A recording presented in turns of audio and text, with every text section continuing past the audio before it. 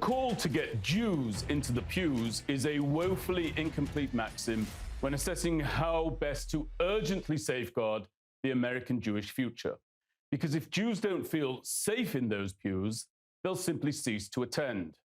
Engulfed as they are by a tsunami of Jew hatred, Jews must now take to the boxing gyms and to the dojos, to the CPR classes, and yes, to the firing ranges.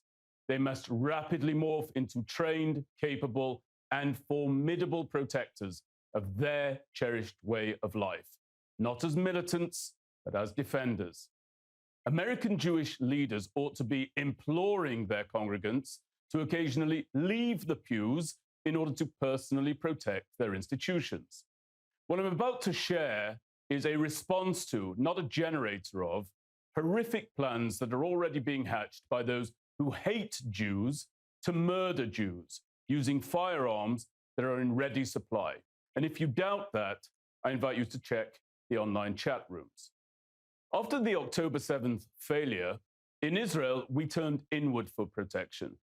The Israeli creed of continuity has always declared that we defend ourselves by ourselves. But American Jewry still cannot determine how best to stay safe. So here's just one suggestion.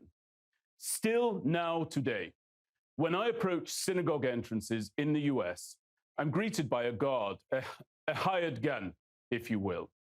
Now, to test the seriousness of these sentries, I politely ask them to direct me to the main services. Starkly put, I am still repeatedly led to a mass collective of would-be victims by the very individuals who are paid and relied upon to provide protection.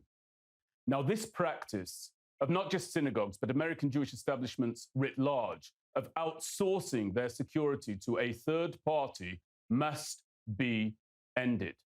Well-meaning community leaders are naively and mistakenly entrusting your safety to people who know not, care not, or believe not in the nature of the threats that are massing against you.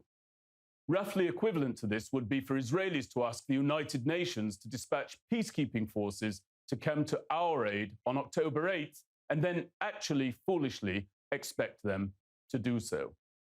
Now, the truth is that turning a hired gun from largely useless to highly useful requires a little bit of effort. Simply put, they must be constantly accompanied by community volunteers who are trained to swiftly and sensibly determine who shall pass and who shall not. I believe this to be more than doable. Consider that in Israel, our combat soldiers comprise just 11% of our total force. Jewish community leaders need to start right there. You need to find your 11%. And then you need to deploy them to this mission. Doing so will cost you nothing, but it may very well prevent the next impending disaster. And if done, American Jewry might finally begin to fear somewhat less, reassured by the fact that just like us here in Israel, American Jews have resolved once and for all that they will defend themselves by themselves.